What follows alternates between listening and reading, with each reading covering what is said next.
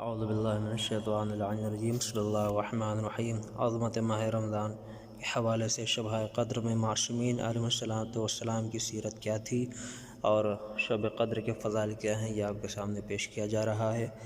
آج آپ کے سامنے پیش کیا جائے کہ ماہ رمضان المبارک میں امام سجاد علیہ السلام کی سیرت کیا تھی۔ حضرت امام سجاد علیہ السلام ماہ رمضان میں زیادہ تر خاموش رہا کرتے تھے اور دعا و تسبیح و تحلیل میں دن گزارا کرتے تھے اور افطار کر کے شکر خدا کرتے تھے کہ یا اللہ جو بھی تو چاہتا ہے وہی کرتا ہے۔ لہذا یہ سبق ہے ہمارے لیے کہ ہم ماہ رمضان المبارک میں زیادہ سے زیادہ خاموش رہیں، کیونکہ خاموشی سب سے زیادہ بہترین عبادت ہے۔ اور اگر کچھ بولنے کا، گفتگو کرنے کا جی چاہے تو ہم دعا پڑھیں، تسبیح پڑھیں، تحلیل کریں، تاکہ ہمارا دن عبادت کے ساتھ عبادت کے ضمن میں گزرے، یعنی عبادتوں کے ساتھ عبادتیں ہوا کرے۔ اور افطار کرتے وقت شکر خدا کرے کہ یا اللہ جو تو چاہتا ہے وہی کرتا ہے، یعنی کہ جو کچھ بھی دیا تو نے دیا، اگر تو نہ چاہتا تو ہمیں کچھ نہ ملتا۔ لہذا امام سجاد علیہ السلام کی یہ سیرت رہی ہے۔ شب قدر میں اور ائمہ کی کیا سیرت تھی؟ امام جعفر صادق علیہ السلام آپ فرماتے ہیں کہ جیسے ہی ماہ رمضان آتا تھا تو آپ اپنے بچوں، بیوی، خاندان کے تمام لوگوں کو حکم دیتے تھے کہ تلاش اور کوشش کرو، کیونکہ ماہ رمضان میں ہی روزی تقسیم ہوتی ہے اور عمریں مقرر کر دی جاتی ہیں اور اللہ تعالیٰ کے مہمانوں، روزے داروں کی تعداد لکھی جاتی ہے۔ اور اس ماہ مبارک میں ایک شب ایسی بلند عظمت والی بھی ہوتی ہے جو از روئے قرآن حکیم عبادتوں میں 1000 راتوں سے افضل ہوتی ہے۔ تو یہ امام کا ارشاد گرامی ہے کہ وہ خود ارشاد فرماتے تھے اور حکم دیتے تھے اپنے بیوی بچوں کو کہ تلاش اور کوشش کرو۔ اور آخری عشرے ماہ رمضان، جیسا کہ آج 20 تاریخ ہو چکی ہے اور کل سے آخری عشرہ شروع ہو جائے گا۔ آخری عشرہ یعنی ماہ رمضان کی 21 سے 30 تاریخ تک کا جو عرصہ ہے، اس میں کیا ائمہ کی سیرت تھی؟ حضرت امام رضا علیہ السلام فرماتے ہیں کہ میرے والد بزرگوار امام مرسی کاظم علیہ السلام ماہ رمضان کے آخری عشرے کی ہر رات میں 20 رکعت مستحبی نیت سے اضافی نماز پڑھا کرتے تھے۔ یہ سیرت ائمہ رہی ہے۔ سیرت امام علی رضا علیہ السلام کیا تھی؟ ابراہیم ابن عباس کہتے ہیں کہ حضرت امام علی رضا علیہ السلام بہت سے روزے مستحبی بھی رکھا کرتے تھے اور ہر ماہ کے اول، درمیان اور آخر کے 3 روزے لازمی رکھا کرتے تھے اور کبھی اناغا نہیں کرتے تھے۔ یہ عام دنوں کی بات ہے۔ ماہ رمضان المبارک کے علاوہ ہمارے 8 امام کی سیرت یہ تھی کہ وہ ہر مہینے بہت سے روزے رکھتے تھے اور ہر مہینے کے شروع میں، درمیان میں اور آخر میں 3 روزے رکھتے تھے، یا 3 روزے، ایک شروع کا روزہ، ایک درمیان کا روزہ، ایک آخر کا روزہ رکھتے تھے اور کبھی ناغا نہیں کرتے تھے۔ اگر ہم شب قدر میں جاگیں اور عبادت کریں تو اس کا فائدہ کیا ہے؟ حضرت امام مرسی کاظم علیہ السلام فرماتے ہیں کہ جو شخص بھی شب قدر میں غسل کرتا ہے اور طلوع فجر تک جاگ کر عبادت کرتا ہے تو اس کے تمام گناہ معاف کر دیے جاتے ہیں۔ سبحان اللہ! اگر ہمیں اپنے گناہوں کو ختم کرنا ہے، اپنی معافی چاہیے، اپنے تمام نام اعمال سے گناہوں کو ختم کر کے استغفار لکھوانا ہے، توبہ لکھوانی ہے، تو ہمیں شب قدر میں غسل کرنے کے بعد طلوع فجر تک جاگ کر عبادت کرنا چاہیے تاکہ ہمارے گناہ معاف ہو سکیں۔ عبد الواحد مختار انصاری نے کہا ہے کہ حضرت امام محمد باقر علیہ السلام نے فرمایا ہے کہ شب قدر کے بارے میں کہ 21 اور 23 کی دونوں شب قدر ہے۔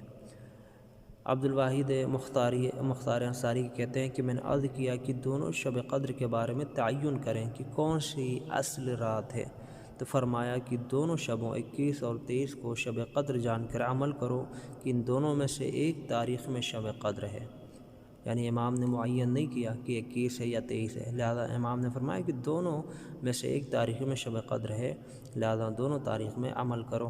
اور جیسا کہ کل حدیث پیش کی تھی کہ ہمارے چھٹے امام جعفر صادق علیہ السلام سے کسی نے پوچھا کہ مولا بتائیے شب قدر 21 میں ہے یا 23 میں، تو امام نے فرمایا کہ دونوں راتوں میں جاگنا کتنا آسان ہے، یعنی کہ امام نے معین نہیں کیا، کیوں؟ تاکہ ہمارے نام اعمال میں زیادہ سے زیادہ اعمال خیر لکھے جائیں، زیادہ سے زیادہ استغفار لکھے جائیں، زیادہ سے زیادہ ہمارے گناہ ختم کر دیے جائیں۔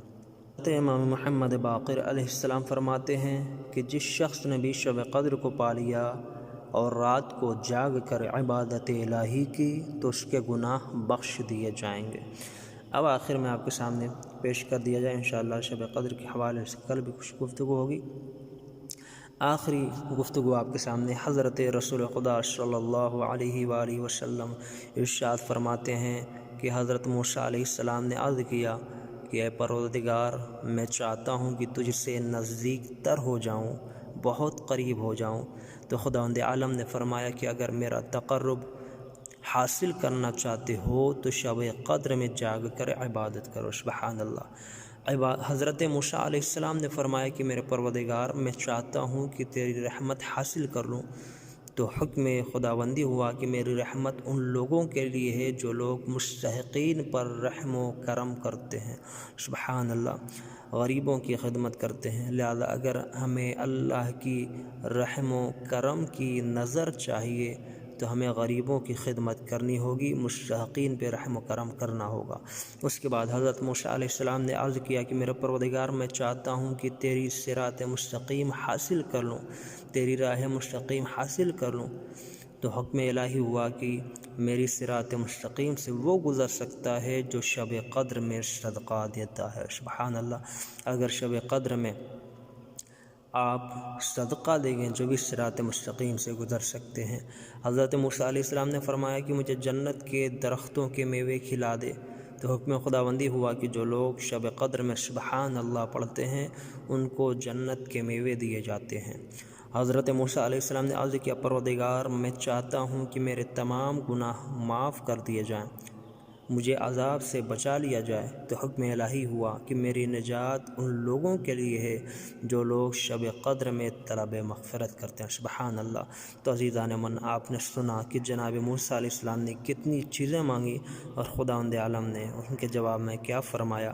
لہذا شب قدر کی وہ اہمیت ہے کہ جو ہمیشہ سے رہی ہے، اور اگر ہم چاہتے ہیں ہمارے گناہ معاف ہو جائیں، ہم شب قدر میں عبادت کریں۔ ہم چاہتے ہیں کہ ہماری رزق میں زیادتی ہو تو ہم زیادہ سے زیادہ شب قدر میں عبادت کریں۔ ہم چاہتے ہیں ہماری پریشانیاں بیماریاں ختم ہوں تو ہم شب قدر میں جا کر اعمال کریں۔ انشاءاللہ تعالی ہماری تمام خواہشیں مرادیں قبول ہوں گی، ہمارے تمام گناہ معاف ہوں گے انشاءاللہ تعالی۔ آج بھی شب قدر ہے، لہذا آج کے بھی اعمال وہی ہیں کہ جو 19ویں شب قدر کے اعمال پیش کیے گئے۔ اگر آپ حضرات آڈیو سن کر اعمال کرنا چاہتے ہیں تو 2 ایپیسوڈ پہلے، 2 درس پہلے آپ پیچھے جائیے گا، اور 19 تاریخ کو جو میں نے ویڈیو ڈالی ہے شب قدر کے فضائل کے اور اعمال کے حوالے سے، انشاءاللہ تعالی آپ اسے دیکھیے گا۔ بالکل بعین ہی وہی عمل ہے، بس نیت میں فرق ہوگا کہ میں نماز پڑھتا ہوں 21ویں شب قدر کی 2 رکعت سنت قربتاً الی اللہ، اور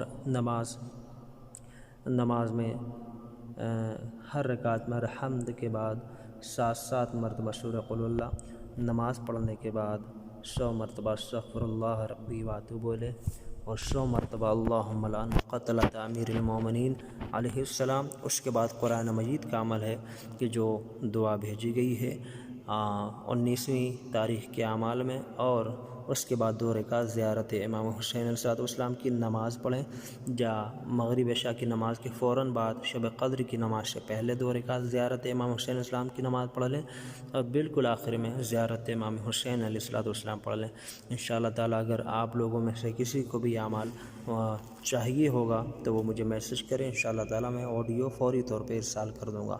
السلام علیکم ورحمۃ اللہ وبرکاتہ۔